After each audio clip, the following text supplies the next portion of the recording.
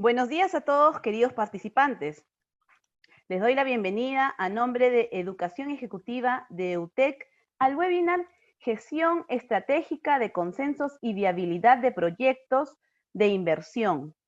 Indicaciones técnicas. Cualquier pregunta la pueden realizar a través del chat de preguntas y respuestas. Se pondrá al final un espacio para resolverlas junto al experto. Les invitamos a que por favor nos dejen sus apreciaciones a través de la encuesta, que terminado el webinar la vamos a proyectar y además a través del chat les voy a pasar el link, el cual pueden copiar y colocarlo en su Google Chrome para poder resolverla. Si tienen algún inconveniente, por favor, por el chat también de preguntas y respuestas, nos pueden escribir. Nuestro experto el día de hoy es Luis Oré, mediador y consultor de negociaciones de procesos de consenso, director del Orací Consult Group, facilitador para el mecanismo independiente de consulta y investigación del BID y mediador del COAP, el mecanismo independiente para proyectos del IFC. Y MIGA, director América Latina de Workplace, Pittsburgh y Senior Partner de Consus Billings Institute de Estados Unidos. Además, él es abogado de la Universidad de Lima, así como mucho más como Comité de Inversiones y Desarrollos Internacionales de la América Acción de Estados Unidos y muchos más. Con ustedes les dejo el pase. Bienvenido, Luis. ¿Cómo estás? Hola, muchas gracias. ¿Puedes Gracias. prender tu cámara, Luis? Sí, claro que sí. A ver. Espérame. Ahí debo ir. Perfecto, ahí está. Bienvenido, Luis. Qué gusto saludarte. Hola, Maritza, ¿cómo estás? ¿Qué tal? Bien, la pantalla es toda tuya y luego, cuando acabes, vamos a tener nuestra sesión de preguntas y consultas. Como les repito, la pueden hacer, por favor, a través del chat de consultas y respuestas. Te dejo. Nuevamente, bienvenido. Ok, muchas gracias. ¿Me permites compartir pantalla? A ver si se ve. Tú dime si estamos bien. ¿Se ve la pantalla, Maritza? Sí, No. Perfecto, Luis. Okay. Perfecto. Ok. Muchas gracias. Y gracias por la generosa presentación. A ver, déjame hacer acá un tema técnico. Pero presentación más básica, mi trabajo, siempre me presento como abogado reformado o rehabilitado, porque mi trabajo es ayudar a que las personas dialoguen y conversen y construir procesos donde se puedan lograr entendimientos con beneficios mutuos. Más allá de ser abogado defensor de una causa. Digamos que si quieren, la causa que defiendo es la causa de un proceso que sea inclusivo, participativo y percibido como legítimo por todos los actores. En general trabajo con individuos, grupos, organizaciones, empresas, gobiernos, para promover negociaciones efectivas, crear consensos, colaborar y resolver conflictos de manera que se desarrollen soluciones sostenibles. Quiero achicar esto. No está, ya. Generalmente mi trabajo es de mediador, es como tercero, neutral, independiente, y generalmente es detrás de escena y no hay mucha publicidad o mucho glamour, si quieren. Pero hace un año tuve la oportunidad de acercar a las partes en conflicto, un conflicto muy sonado sobre las Bambas. Ahí tienes a Gregorio Rojas, presidente de la comunidad de Fuerabamba, y al Salvador Solar, y por ahí me tienes ahí a mí atrás, habiendo facilitado este encuentro en la Conferencia Episcopal Peruana, o haber contribuido a que esto ocurra. Y generalmente mi trabajo tiene que ver con conflictos sociales, con proyectos de inversión. Ahí tuve una oportunidad de hacer un trabajo con la Autoridad Nacional del Agua, y estuve en el 2012 haciendo unas visitas en Cajamarca, vinculados al proyecto de Conga. Incluso fuimos a las mismas lagunas, cayó por ahí una fecha del Día Mundial del Agua. También tuve oportunidad de participar en la mesa de diálogo de Quellaveco, cuando el presidente de la República era presidente regional de Moquegua, y ahora, el 2018, tuve una oportunidad de facilitar un proceso de diálogo que después de un año se llegó a un acuerdo entre una compañía canadiense y una comunidad shuar, nativa indígena de la selva del Ecuador, para hacer exploración conjunta, para descubrir el potencial de minerales en el subsuelo de la zona. Me han invitado para conversar un poco sobre viabilidad social o viabilidad de proyectos de inversión y el tema de gestión estratégica y consenso. Sabemos que hay muchos conflictos, vemos conflictos en la televisión, en las noticias, hablamos de reactivación, hablamos de conflictos, y sabemos que hay muchos proyectos que están bloqueados, parados, creo que todos reconocemos, o todos escuchamos, o hemos pensado en algún momento que hay un problema de falta de credibilidad, falta de confianza de la población, no solo respecto al gobierno, pero también respecto a las empresas que proponen proyectos de inversión. Y si no cumplimos lo que prometemos, generalmente generamos desconfianza. Un ejemplo claro es que en los procesos de diálogo que tenemos, más o menos 50% de los acuerdos, de actas, de acuerdos, no se han cumplido. Entonces, esto genera desconfianzas. Pero el problema en general está cómo interactuamos, cómo nos tratamos para resolver problemas, preocupaciones, diferencias y conflictos, ¿no? Y el problema es nuestro enfoque o nuestro paradigma, nuestra forma de pensar. Y en general eso se refleja con nuestra actitud. O sea, cómo pensamos para abordar diferencias y resolver problemas o conflictos. Si al otro lo veo como mi enemigo, mi objetivo será vencerlo. Voy a querer ganarle. Y generalmente ese marco mental es yo gano, tú pierdes. Mientras que otra forma de ver la situación es, si lo veo al otro como un posible aliado para resolver problemas juntos, será más probable que colaboremos y ganemos juntos. Algunos recordarán que por allá en el año 2012, cuando teníamos a Gregorio Santos en Cajamarca y el Premier Valdés en un diálogo muy televisado, las actitudes y los pensamientos se les salen a las personas por los poros. Muy confrontacional, ¿no? Entonces, esto es una típica interacción choque frontal de posiciones. El problema con este choque frontal de posiciones es que esto genera soluciones muy transaccionales.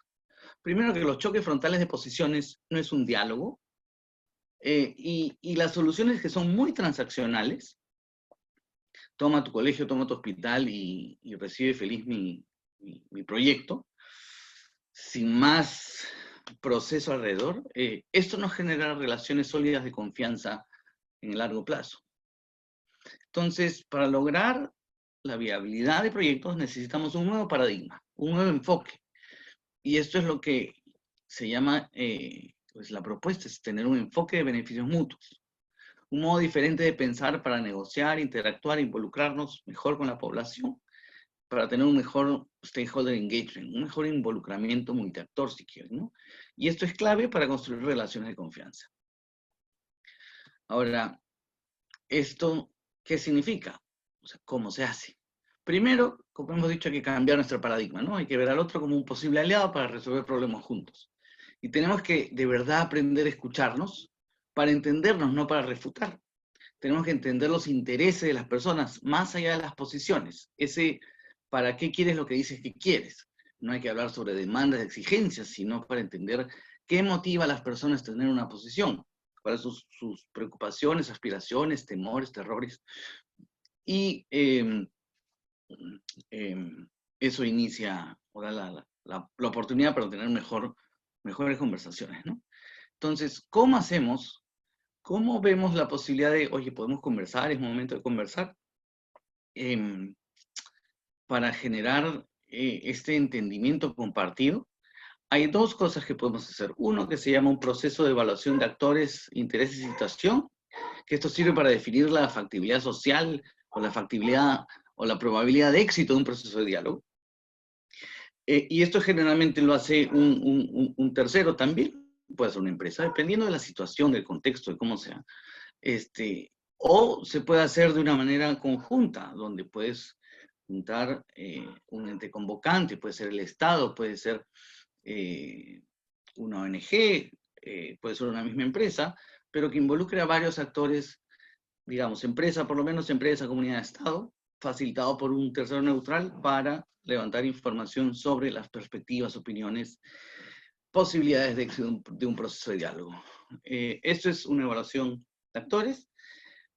¿Para qué es esto? Para luego poder codiseñar o diseñar juntos un proceso de construcción de consenso, que es un proceso estructurado que en un momento vamos a hablar, y muchas veces hay la necesidad de hacer un proceso de búsqueda conjunta de información para generar información creíble y confiable para todas las partes.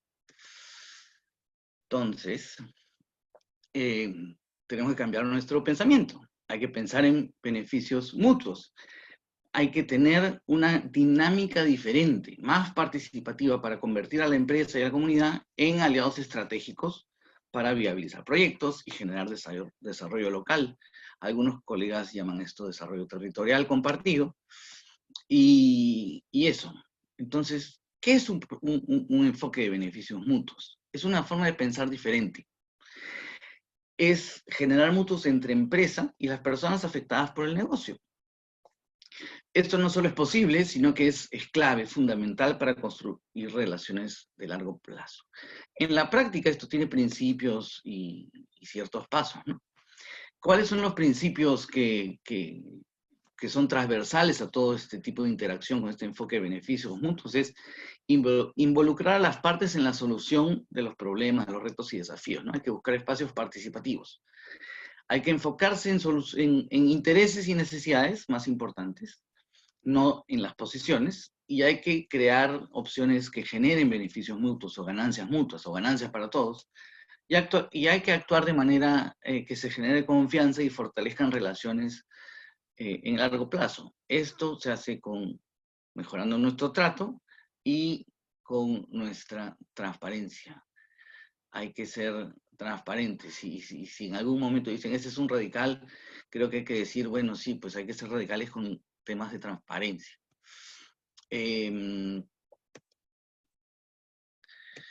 Entonces, el secreto es, primero, movernos de posiciones a intereses. Eso que habíamos mencionado al principio, ¿no? ¿Qué nos motiva? ¿Qué nos mueve?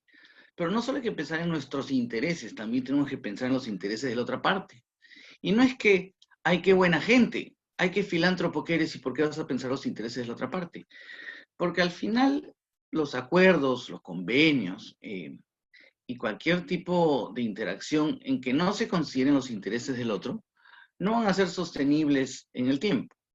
Si después de llegar a un acuerdo uno siente que se han aprovechado de uno, o este acuerdo no refleja mis intereses, no cuido, protege mis intereses, o no satisface lo que es importante para mí, no voy a cumplir con el acuerdo. Entonces, le conviene a las dos partes, para que haya cumplimiento de acuerdos, que se observen o se fijen en los intereses de todos, ¿no? Entonces, lo primero es que hay que movernos de posiciones e intereses, y hay que preguntar para qué, ¿no? Si alguien dice, oye, ese proyecto no va, ok, ayúdame a entender para qué no quieres que vaya. ¿Qué interés estás tratando de proteger o cuidar?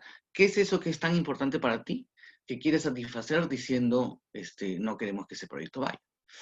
Cuando entendamos esos intereses, preocupaciones, aspiraciones, podemos juntar nuestras cabecitas, y dos cabezas piensan mejor que uno, pues dicen conocimiento popular. Y ese es, digamos, el resumen del enfoque de negociación de beneficios mutuos, o lo que era en sus principios la metodología de negociación de Harvard. Hay que pensar en opciones creativas que satisfagan los intereses de todos.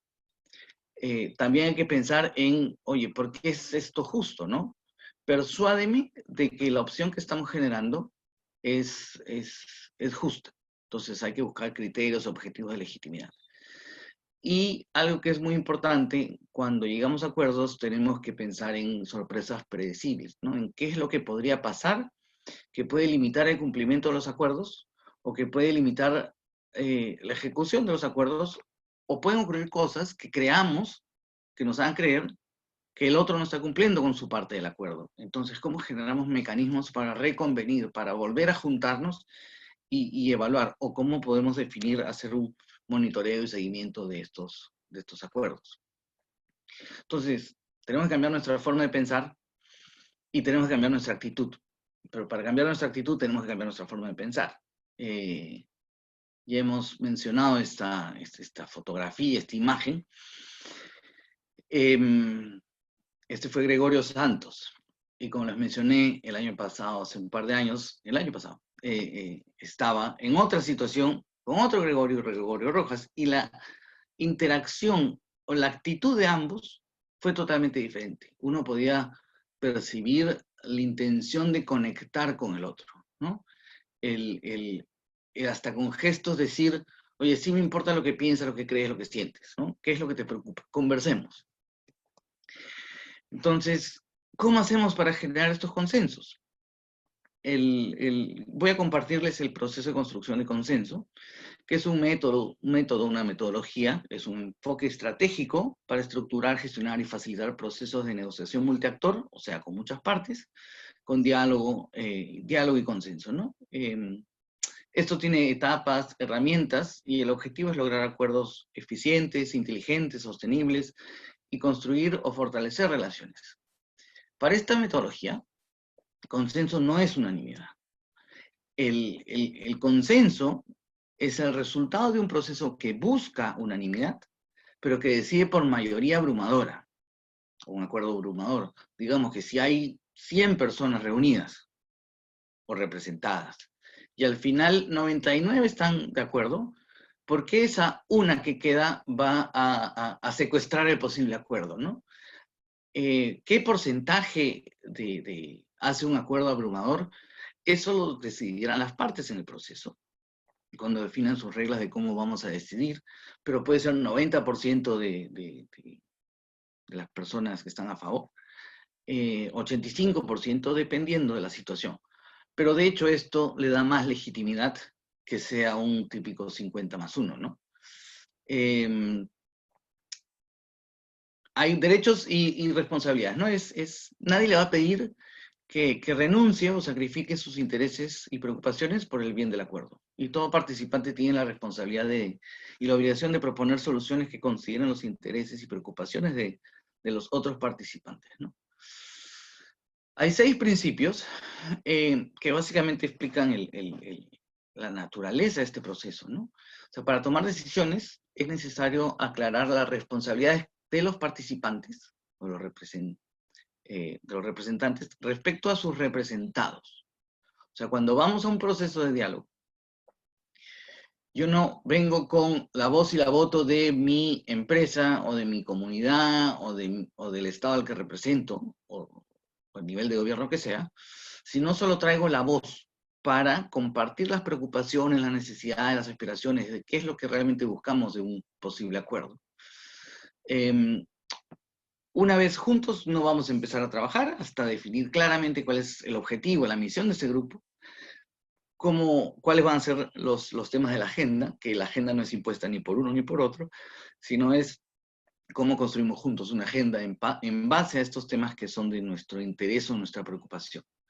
Cuáles son las reglas de interacción que van a guiar esta conversación y cómo vamos a tomar decisiones, ¿no? Antes de intentar tomar cualquier decisión, los participantes de este proceso debemos involucrarnos en un proceso de búsqueda conjunta de información. En caso existe información que no es creíble o confiable, o sea, tenemos que poner sobre la mesa qué es lo que queremos lograr, ¿no es cierto? ¿Qué información tenemos? ¿Qué información no tenemos? ¿Y qué información necesitamos para generar acuerdos informados? O sea, ¿qué información no tenemos? ¿Y cómo generamos esta información de una manera que sea creíble y confiable? Y es todo un proceso de identifiquemos primero las preguntas que queremos hacer, después qué tipo de técnicos especialistas necesitamos, cómo vamos a hacer una evaluación y selección conjunta de estos especialistas, cómo van a hacer su trabajo, cómo van a reportar al grupo, al comité, a la comisión esta negociadora o proceso de diálogo, para luego tomar decisiones, ¿no? Los grupos deben intentar generar acuerdos que dejen a cada uno de los participantes mejor de lo que hubieran estado en caso de no lograr ningún acuerdo. Claro, esto puede parecer muy lógico, pero a veces no pensamos en esto. Y llegamos a una negociación, un diálogo, y puede ser que salgamos de esta negociación, de este diálogo, pensando que, oye, estoy peor de lo que estaba antes de venir. Entonces, esto es uno de los elementos que te hace definir si un diálogo es exitoso o provechoso, es si de verdad satisfecho mis intereses y de verdad esto es lo mejor que podía pasarme. O sea, puedo satisfacer mejor mis intereses no participando en un proceso de diálogo. Bueno, estas son cosas que uno conversa o evalúa durante este primer proceso que habíamos hablado más temprano de evaluación de actores y situación. El quinto principio del proceso de consenso es: los participantes deben ser responsables de llevar una versión escrita del proyecto de acuerdo o de acuerdo en borrador a los grupos o personas a quienes representan. Habíamos dicho en el principio inicial, en el primer principio, que las partes venían, los representantes venían a un proceso de diálogo solo con la voz, no con el voto. Porque después tienen la obligación de ir a sus segundas mesas, ver a sus representados, tienen que ir a ver a sus bases, tienen que ir a la empresa, tienen que regresar al gobierno, a tener trabajo interno dentro del gobierno, para poder definir si efectivamente este acuerdo al que han llegado en el proceso de diálogo satisface los intereses con los que vinimos a este proceso. O sea, los que están reunidos dialogando tienen que llevarse una copia del acuerdo y explicarlo y verificar si efectivamente es, digamos, validado o no, porque recoge o satisface los intereses de las partes. Y los grupos siempre deben pensar por adelantado en las cosas que pueden salir mal cuando traten de implementar acuerdos tomados. Esto es lo que habíamos mencionado con el enfoque de beneficios mutuos, que digamos es el corazón de este proceso, que tiene que ver con cómo pensamos en sorpresas predecibles, ¿no? ¿Qué debemos hacer para evitar que no se cumplan los acuerdos o para lograr aprovechar los beneficios de estos acuerdos? Ahora les voy a contar un poco en estructura más o menos cómo es este proceso, ¿no? Una persona, una empresa, una organización, la iglesia, una ONG, el gobierno, una empresa, una comunidad puede convocar y decidir: oye, hagamos un proceso de diálogo, ¿no? Hagamos un proceso de construcción de consenso. Entonces convoca a un neutral, a un independiente, un mediador, ese es el trabajo que hago normalmente, para preparar una evaluación de actores y situación, ¿no? De intereses y situación. Esto nos va a dar información. ¿Qué información nos va a dar? ¿Quiénes son las partes? ¿Cuáles son sus intereses involucradas en esta situación, involucrados o que pueden ser afectados en un proyecto, ¿no? ¿Cuáles son las preocupaciones, intereses y aspiraciones de cada una de las partes? No es una pregunta tan simple como: oye, ¿estás a favor o en contra de un proyecto? Hay que tener conversaciones más profundas. Se hacen entrevistas de profundidad con un protocolo que se prepara, un listado de preguntas. Y si hubiera un proceso de diálogo, ¿quiénes deberían ser los representantes? Si hubieran estas reglas de convivencia en un proceso, uno estaría dispuesto a participar o no en un proceso de diálogo. Producto de estas conversaciones, que son entrevistas individuales, confidenciales, se genera una agenda. Estos son los temas que deberían tratarse, y luego se diseña un proceso, ¿no? Esta evaluación de actores termina en un reporte final, que es, digamos, todo lo que se ha recogido de estas conversaciones. Esto luego se tiene que compartir con las personas a las que se ha entrevistado, o se ha hecho focus group, dependiendo de la situación, de la población, de cómo se lleve a cabo este proceso, para validar si efectivamente se ha escuchado bien durante la elaboración de esta evaluación de actores y situación. Luego, se debe definir con el convocante: ok, esta es la información que se ha levantado. ¿Procedemos o no procedemos con un proceso de diálogo, un proceso de construcción de consenso? ¿Tenemos claridad respecto de los temas tratados? ¿Todos los actores están identificados? ¿Hay capacidad de organizarse y representarse? ¿Tenemos recursos, presupuesto, tiempo para hacer esto? ¿El convocante es lo suficientemente creíble? Ups, perdónenme. Y luego, si se decide continuar un proceso de diálogo, un proceso de consenso, nos juntamos y decimos: ok, como habíamos hablado hace un rato, esta es la agenda, estos son los temas, estas son las reglas de cómo vamos a interactuar. Y decidimos, si es necesario, hacer un proceso de búsqueda conjunta de información que ya les había mencionado, ¿no? Hay que definir preguntas, qué información es necesaria, qué metodologías o recursos se van a utilizar para levantar esta información, cómo se va a levantar esta información, cómo se va a analizar esta información. Y luego hacemos un proceso para deliberar o dialogar sobre estos resultados. Hay algunos ejemplos, varios ejemplos de estos procesos de búsqueda conjunta de información. Incluso se podría evaluar la posibilidad de hacer estudios de impacto ambiental más participativos con este enfoque de procesos de búsqueda conjunta de información, que obviamente resultarían en estudios de impacto ambiental que sean más creíbles y confiables, ¿no? Y como decía, después podemos, con esta información, ya tenemos la información que necesitamos, podemos deliberar, podemos negociar, obviamente con un enfoque colaborativo de beneficios mutuos o ganancias para todos, y pensar en, ok, ahora cómo vamos a tomar decisiones, cuál va a ser el criterio objetivo que vamos a utilizar para dividir la torta. Después que hemos hecho el esfuerzo grande, ponernos creativos, generar valor, hacer más grande la torta, como dicen algunos estudiosos, después cómo hacemos para repartirnos la torta, ¿no? ¿Qué me corresponde a mí? ¿Cuánto me toca a mí? ¿Y cómo hacemos para que esta distribución sea percibida como justa por las partes, ¿no? Y claro, luego hay que pensar en este tema de cómo le hacemos seguimiento a los acuerdos, ¿no? Podemos construir acuerdos de contingencia, podemos hacer comités de monitoreo participativos para acompañar los procesos, si por ejemplo estamos hablando de una exploración, un estudio conjunto del subsuelo. Podemos definir o diseñar sistemas o mecanismos de gestión de quejas y preocupaciones. Podemos reunirnos cada mes para ver cómo va la implementación de los acuerdos, etc. Yo quiero dejarlos con esta cita de Peter Drucker. Es media vieja la cita, pero dice que la cultura se come a la estrategia cada mañana. ¿Qué quiere decir esto? En mi mundo, que de nada sirve tener las herramientas o las estrategias adecuadas si tenemos el paradigma o la cultura equivocada, o sea, la cultura organizacional. De nada sirve, hagamos tal cosa, pero si nuestros pensamientos nos van a hacer otra cosa, o no va a sonar real, no va a ser percibido como genuino. Esto es lo que tengo. He escrito un libro que se llama Construcción de Consensos, que si alguien se anima a escribirme, le puedo enviar una copia digital de este. Nada, eso es todo. Eso es todo lo que tengo para compartir. Muchas gracias.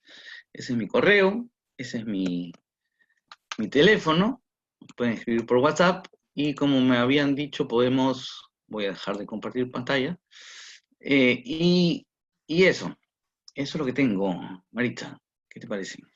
Excelente, Luis, gracias. Sin duda alguna, todos nos quedamos con mayor conocimiento. Es un aprendizaje que nos permite realizar e invitamos a todos los que deseen a seguir pasando sus preguntas y respuestas a través de el chat de preguntas y respuestas para poder entablar el diálogo con Luis.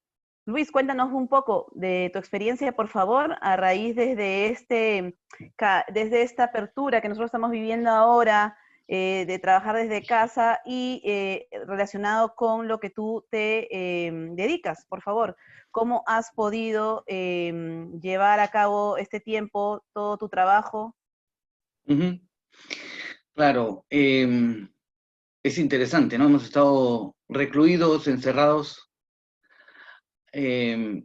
bastante tiempo, y muchos dicen, oye, tenemos que reinventarnos, ¿no? Mucho del trabajo que hago tiene que ver con facilitación de procesos, y ahora Zoom es la magia, pues, ¿no? O sea, estamos dentro de las oficinas y dentro de la casa de las personas, y a veces tenemos reuniones con muchos participantes y con muchas camaritas prendidas, y he estado haciendo mucho de esta facilitación digital. He estado facilitando reuniones entre representantes, técnicos, trabajadores, por ejemplo, de la minería informal, o de la pequeña minería o minería a pequeña escala, y para tener oportunidad de interactuar que en realidad no creo que esto hubiera ocurrido tan frecuentemente como estuvo ocurriendo hace un par de meses, si no hubiéramos tenido la oportunidad de esta conexión. Algunos dicen que Zoom no solo es tecnología, sino ahora es una forma de conectarnos, ¿no? Cómo conectamos con el otro a través de esta plataforma. Y he tenido oportunidad de reconectarme con muchos amigos, colegas, no solo de Perú, de varios países, pero también de sitios donde no iba hace mucho tiempo, de zonas rurales de Perú, donde afortunadamente hay conectividad. Y como alguien decía, esto no es aislamiento, sino es alistamiento. ¿Cómo nos tomamos estos meses para alistarnos, para hacer mejor lo que hagamos o nos propongamos hacer cuando salgamos, ¿no? Claro que Eso. sí. ¿Qué experiencias nos puedes contar sobre tu vivencias en los sectores más humildes del Perú? Uy, ¿qué te puedo contar? Tengo muchas historias que contarte, pero algo que me parece relevante para nuestro tema es que a muchos lugares a los que voy y cuando converso con población local, uno se da cuenta que no pensamos tan diferente. O sea, cuando he estado, por ejemplo, en Cajamarca, he estado en Arequipa, he estado en Tacna, he estado en San Martín, y hablo de estas cosas de, oye, enfoque de beneficios mutuos, hay que buscar ganancias para todos. La gente me dice, no me dice, pero el mensaje que recibo es, oye, yo sí me compro esta historia. O sea, sí creo en este paradigma. Creo que así deberíamos interactuar, así deberíamos negociar, porque esa es la manera en que efectivamente podemos satisfacer los intereses de todos, ¿no? Oye, hazme sentir que yo te importo, ¿no? Es ese tema o ese reto, desafío que tenemos que aprender a abordar mejor, ¿no? Nuestra cultura de solo importo yo, y nada más, ese es un problema grande que tenemos que superar, porque al final la gente, cuando hay conflictos o situaciones difíciles alrededor de proyectos de inversión, la gente tiene básicamente demandas, exigencias o preocupaciones respecto a me van a impactar el agua, me van a malograr el medio ambiente, pero también piensan en, oye, ¿por qué yo no recibo beneficios económicos? Algunos dicen, sí, pues recibes canon, que el gobierno que recibe, que el gobierno regional, el gobierno local. Sí, pues, pero yo no veo los beneficios en mi entorno. Y otro tema es, la gente no se siente escuchada. Y la gente, a ver, todos tenemos intereses no solo materiales, también tenemos intereses emocionales y psicológicos.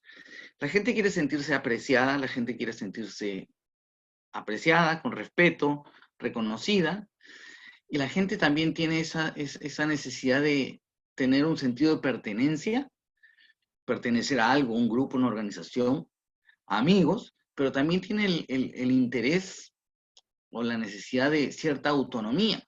O sea, yo no quiero que vengan y me impongan cosas. O sea, quiero sentir, quiero creer o sentir que tengo la libertad de decidir, por lo menos de influenciar en las decisiones que me van a afectar. O sea, no vengas y me impongas, ¿no? Por lo menos escúchame. A ver si de repente puedes modificar en alguito lo que quieres hacer, porque de repente, si lo haces diferente, yo sí te recibiría con los brazos abiertos lo que quieras hacer acá. Eso más o menos en general. Excelente, Luis. Miren, nos dicen, ¿cómo tratar la incertidumbre del COVID en las negociaciones hoy de un acuerdo para el futuro? A ver, ¿me puedes repetir la pregunta para entenderla mejor? ¿Cómo tratar la incertidumbre del COVID en las negociaciones hoy de un acuerdo para el futuro? Ya, bastante general la pregunta. Me gustaría, si pueden escribir en el chat mayor precisión, encantado. Pero por lo menos te puedo decir que, claro, COVID creo que el apellido de COVID es incertidumbre, porque no lo vemos, por lo menos cuando está dando vueltas en la calle, o las personas lo vamos llevando, no sabemos quién lo tiene y quién no lo tiene. O sea, no hay certeza de si está o no está. Entonces, hay una incertidumbre desde dónde está y cómo lo podemos coger. Sí hay certidumbre o certeza en qué podemos hacer para evitar que el COVID tome control de la vida de las personas, pero sí uno puede negociar, sí uno puede dialogar para decir, ok, frente a esta incertidumbre, ¿qué podemos hacer? ¿No? Hace poco he estado haciendo un trabajo levantando información, haciendo unas entrevistas para proponerle algunas estrategias, mecanismos de intervención al Ministerio de Energía y Minas, porque claro, COVID trae no solo riesgos de salud, preocupaciones, temores adicionales a estos proyectos de inversión, pero también posiblemente crisis económica. Entonces, ¿cómo vamos a hacer para abordar situaciones difíciles que se nos van a presentar? Y las empresas ya han estado haciendo, por ejemplo, hay empresas que han hecho un trabajo interesante en utilizar, por ejemplo, lo que son los comités de monitoreo ambiental, los han cambiado y ahora se han convertido en comités de monitoreo COVID. Entonces, ¿cómo hacemos trabajo conjunto para prevenir que esto llegue o se difunda en una comunidad? Entonces, frente a COVID, frente a la incertidumbre del COVID, creo que podemos darle mayor certeza en definir qué cosas podemos hacer para prevenir la expansión o la difusión o mayores contagios que traigan mayor fatalidad a nuestro país, ¿no? Claro que sí. Gracias, Luis, por eso. Nos indican, a la fecha, en el tema de la minería informal, oro, la primera norma sobre la formalización salió en el año 2002. Han pasado 18 años y han aparecido innumerables normas, decretos, leyes, etc. Y el resultado ha sido negativo. También ha pasado muchos gobiernos. ¿No cree usted que nadie le ha preguntado a los mineros informales, es decir, artesanales, cuáles son sus necesidades, motivaciones y qué habilidades tienen? Hemos regresado a lo que decía David Willich, no sé si lo he pronunciado bien, en negociaciones en tiempos difíciles. Debemos de tener un puente de acceso que contemple los intereses de ambas partes. Respuesta corta y respuesta larga. Bingo, porque ese es el problema. Sí, se han dado muchas normas, pero las normas generalmente, cuando sacas la modificatoria, la corrección, la ampliación de plazo, son normas como parche, como curita. Porque, acá la norma me salió mal, o no, he escuchado que dicen esto, que prefieren esto. Pero, y a veces también la dación de normas puede traer un interés oculto, o no tan oculto, de, oye, yo no quiero que este tipo de actividad prospere. Entonces, la formalización te la voy a hacer bien difícil para que no te formalices, ¿no? Eso es una posibilidad, ¿no? Pero sí, efectivamente, creo que lo que no se ha hecho y lo que se debería hacer es regresar, como dicen los arquitectos, al drawing board. O sea, regresemos a dibujar y hacer la norma desde el principito. O sea, ya toda la norma que ha habido ya, de repente no ha funcionado bien, mal en algunos momentos, para algunas cosas sí ha funcionado, pero ¿cómo podemos hacer para escuchar las preocupaciones, necesidades, aspiraciones, intereses de los pequeños mineros o mineros artesanales y cómo podemos convertir eso en norma? O sea, de mis conversaciones con los colegas, los emprendedores, muchos dicen, oye, yo no quiero contaminar, yo sí pago impuestos, pero mejórenme mi proceso, mi mecanismo para formalizarme y si me ponen estos requisitos, yo sí los cumplo. Entonces creo que hay una una falta de comunicación y canal de comunicación por mucho tiempo que ha habido, ¿no? Ahora sí entiendo que hay esfuerzos en el Ministerio de Energía y Minas, en la Dirección de Formalización, hay conversaciones con los gobiernos regionales, hay conversaciones con federaciones, con grupos representativos de las bases, si quieres, trabajadores de la minería a pequeña escala, que están trabajando, ¿no? Por lo menos ahora hay un canal de comunicación abierto donde sí la información fluye. Eso. Yo no sé si hay muchas preguntas o pocas preguntas, porque si hay más, mis respuestas son más cortitas, así que tú dime. Sí, tenemos varias preguntas. Ya, te las sigo leyendo. Y ahora con la crisis, los desempleos van en incremento. El número de mineros informales va a aumentar, de todas maneras, indican, ¿no? Es una pregunta, comentario. Sí, no, es verdad, ¿no? Porque, y ahora el oro está subiendo, y tengo amigos que me dicen, oye, Lucho, ya será hora de irnos a Arequipa, pues, a Carabalí, tenemos que empezar nos metemos en la minería, porque de verdad va a ser un tema, ¿no? Y mi respuesta muy clara para que el gobierno, si quiere, reflexione y diga, oye, sí, tenemos que hacer algo, sí, tenemos que buscar procesos de formalización más adecuados. ¿Cómo canalizamos esta energía, energía, ganas de hacer algo y de trabajar? Porque si no, vamos a tener más delincuencia y más problemas de delitos en las calles, ¿no? Ahora vemos más asaltos, más robos de celulares a mano armada, es cosa de locos, ¿no? Entonces hay que dar oportunidades para ocuparnos mejor nuestro tiempo. Gracias, Luis. En los proyectos con conflictos, muchos de ellos tienen componentes políticos y influencia de ciertas ONG antiminería. ¿Qué nos puedes comentar sobre ello? A ver, hay ONGs, hay de todo tipo de ONGs, y hay intereses políticos. Algunos de esos filósofos, Platón, Aristóteles, decían que todos somos políticos, pues, o sea, al final, todos pueden tener intereses políticos. Lo malo es, ¿por qué tengo interés político? Quiero llegar al gobierno local o regional para cobrar el diezmo o el 20% por cada obra de infraestructura que sea realizada, o quiero ser gobierno porque quiero de verdad, es hora de yo asumir el liderazgo, involucrar a las personas para poder desarrollar a mi pueblo. O sea, hay diferentes intereses políticos. O sea, el hecho de decir intereses políticos para mí no es satanizar a algo o alguien, ¿ok? Los procesos adecuados, este proceso de construcción de consenso que les he compartido, desenmascara las malas intenciones de las personas. A mí no me gusta decir si esta persona, este grupo, esta organización es antiminera o es prominera, que de hecho hay, pero no creo que son la mayoría, pero sí creo que hay personas que saben escuchar mejor a la población que el mismo gobierno o las entidades que supuestamente representan a la población, ¿no? También hay un escenario óptimo, si hay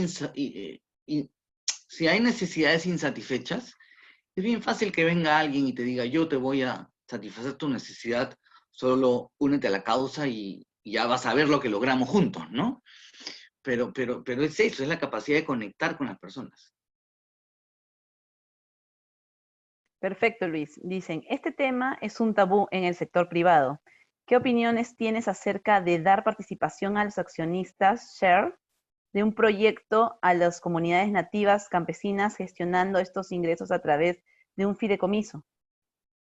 Uy, a ver, estaba siguiendo con la idea de convertir a las comunidades accionistas y después fideicomiso. A ver, repíteme la pregunta, por favor, para Claro que entenderla. sí. Este es un tema tabú en el sector privado. ¿Qué opinión tienes acerca de dar participación a los accionistas, share, de un proyecto a las comunidades nativas o campesinas, gestionando estos ingresos a través de un fideicomiso? Lo hacen en pregunta. Ok. Para mí son dos cosas diferentes, ¿no? Una cosa es un fideicomiso, que es, ponemos plata en el fideicomiso y después decidimos cómo hacemos para ejecutar, gastar, invertir esa plata. Y otra cosa, que eso lo hacen muchas empresas, o algunas, o las que tienen buenas prácticas. Y otra forma es dar acciones a las comunidades. Y sí es medio tabú el tema, porque algunos están a favor y otros están en contra de esto.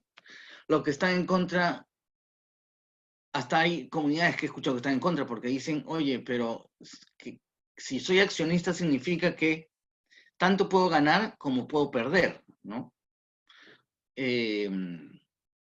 O sea, el ser dueño de algo te genera esto. Otros dicen, oye, pero si una comunidad es accionista, también tiene derechos de voz y voto, por ejemplo, en el directorio, dependiendo cuánto accionariado tenga, ¿no? Hay personas que dicen qué tanto pueden saber o no para participar en un directorio. Por ejemplo, cuando yo estuve haciendo este proyecto facilitando como mediador este proyecto en Ecuador, tuve la oportunidad de ir a Canadá a conversar con algunos de los directivos ejecutivos de la empresa. Y a mí se me abrieron los ojos y me quedé gratamente complacido cuando uno de los directivos me dice, oye, nosotros de verdad queremos hacer una exploración conjunta, porque si en algún momento llegamos a tener una mina, a mí sí me gustaría ver a un representante Shuar de estas comunidades sentado en el directorio, ¿no? Y es un comentario que no tan alegre te lo dicen acá en el Perú. Hay personas que sí piensan así, pero ¿por qué no, no? O sea, y si alguno dice, oye, pero no saben, no tienen conocimiento. Uno, que todo se aprende, y dos, que uno tiene asesores, pues, ¿no? O sea, los congresistas tienen 40 asesores y tienen personas que les hablan al oído. Otro tema perdóname que me expanda, he estado conversando con algunos colegas que promueven las empresas comunales. Y las empresas comunales no es que una empresa, por ejemplo, una minera viene y le da a un par de personas, y toma tu emprendimiento, toma plata para tu emprendimiento, y esto al final generas los ricos y los pobres dentro de una misma comunidad. Hacer una empresa comunal es que la comunidad es dueña de una empresa que puede prestar servicios de diferente tipo a la empresa minera. En Canadá, porque he tenido experiencia con este tema, tienes, por ejemplo, que te hacen estudio de impacto ambiental, te hacen la perforación, te hacen transporte en helicóptero, avioneta. O sea, hay muchas cosas que se pueden hacer, ¿no? Sí. ¿Cómo procedemos con estos actores que influyen fuertemente en la comunidad? ¿Se entiende? Me imagino que se parece a la pregunta anterior, ¿no? Cuando mencionaba a los antimineros. Pero la verdad, o sea, la pregunta suena que trae una preocupación, ¿no? ¿Qué hacemos con esto? Porque no podemos lidiar con ellos, no podemos controlarlos, nos van a mover el escenario. Hay que involucrarlos en el proceso y ver si efectivamente representa un interés de la comunidad o no. Y no van a venir como con voz y voto, como comentaba, pero al final, si la comunidad confía en ciertos actores, ya pues que estos actores sean los canales de comunicación entre la comunidad y el espacio que se tenga, pero al final siempre va a decidir la comunidad, ¿no? No es que una persona, un actor, un influyente va a decidir, ¿no? Perfecto, Luis. Dicen, ¿qué herramientas son adecuadas para implementar diálogos en estos momentos de cuarentena con grupos de mayor vulnerabilidad como comunidades amazónicas? Son dos preguntas. ¿Qué rompe la construcción de consensos? ¿Quién patea el tablero? Son dos preguntas de una sola persona, ¿no? La primera te vuelvo a repetir. ¿Qué herramientas son adecuadas para implementar diálogos en este momento de cuarentena con grupos de mayor vulnerabilidad como comunidades amazónicas. Y 2, ¿qué rompe la construcción de consensos? ¿Quién patea el tablero? A ver, sobre el primer, el primer tema, este año se ha estado, por ejemplo, en Colombia han estado utilizando audiencias públicas virtuales para aprobar instrumentos ambientales, ¿no? Y también se ha hablado de consulta previa virtual y bueno, hay algunas quejas y reclamos en Colombia. Porque dicen, oye, no tenemos conectividad, entonces ¿cómo voy a participar? ¿No? Acá la ministra de Economía ha dicho que en el proyecto San Gabriel va a hacerse, ya se está haciendo un proceso de consulta previa, que va a ser mucho virtual, pero la parte, o sea, las etapas previas de manera virtual y la parte del diálogo va a ser presencial. El tema es cómo garantizas una participación efectiva. O sea, cómo las personas, los actores, las personas preocupadas tienen efectivamente la capacidad de, o la posibilidad de influir en un resultado. O sea, de ser escuchados y que su preocupación sea considerada seriamente y respondida, ¿no? De alguna manera. Y claro, sería lindo que el Ministerio de Transportes y Comunicaciones tenga iniciativas interesantes como para poner antenas en todo el Perú y que haya conectividad en todo el Perú, ¿no? Ahí ya veremos cómo se involucran a las empresas de telecomunicaciones, ¿no? Y ahí vas a ver otro tema que en las noticias escuchas, oye, han venido a poner una antena 5G y a los trabajadores los han secuestrado. Y porque dicen 5G también retransmite el virus, o hay por ahí unas teorías, ¿no? Entonces, falta información, falta capacidad de involucramiento, falta capacidad de, oye, sentémonos a conversar, pues, ¿no? Pero de igual a igual. La gente me pregunta, ¿qué hacemos para mejorar nuestras relaciones? Y yo siempre digo, respeto con doble T. T de trátame de igual a igual, o sea, no vengas con tu actitud de yo soy más, tú eres menos, o mi actitud de virrey, o sea, trato y transparencia. No me cuentes, pues. Dime lo que vas a hacer y haz lo que dijiste que ibas a hacer, ¿no? Pero séme brutalmente honesto, radicalmente transparente, decirme esto es así, esto es así, esto sí puedo, esto no puedo, ¿no? Pero eso está en nosotros, ¿no? Como ya, hermanito, mañana nos vemos. Te llamo en la semana. Mentira, pero no nos llamamos, simplemente lo decimos. Ya, y perdón, y la otra pregunta, ¿cuál era? Dame un Ah, minutito porque la subí. ya no, está bien, ¿y quién patea el ¿Qué tablero? rompe? Sí, dice, ¿qué rompe la construcción de consensos? ¿Quién patea el tablero? ¿Qué rompe? ¿Qué rompe? No, la corrupción sería mi primera reacción, ¿no? En decir, pero un mal proceso reduce las probabilidades de lograr consenso, ¿no? Cuando hay intereses individuales ocultos y tratan de manipular el proceso, o sea, eso hace las cosas más difíciles. Pero como les comentaba, ¿no? Un buen proceso sí desenmascara malas intenciones, si quieres, ¿no? Claro, está bien. Entonces nos dicen, ¿cómo se efectúa la negociación cuando las personas, especialmente de zonas rurales, otorgan múltiples valoraciones a los recursos naturales? Valor cultural, ¿Múltiples qué, perdón? múltiples valoraciones a los recursos naturales. Valor cultural, valor ambiental, valor económico.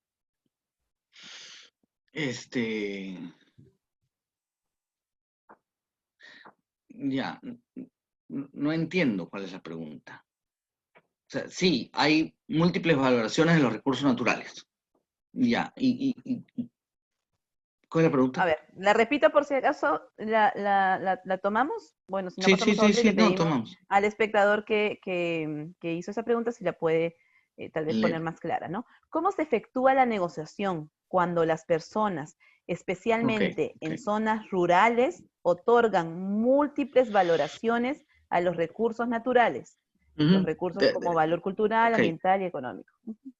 de la misma manera, porque lo que hemos hablado y lo que hemos estado diciendo es que la negociación es un proceso en el que venimos a compartir en la mesa mis intereses, mis preocupaciones, mis aspiraciones y mis temores, tanto los míos como los de la otra parte. Entonces, eh, para empezar a hablar de los problemas o los temas, tenemos que compartir cuál es nuestra perspectiva sobre cada uno de los temas y cuál es mi interés respecto a esa perspectiva, respecto a esa preocupación. Entonces, creo que no hay diferencia de cómo abordo la negociación si hay valorizaciones diferentes.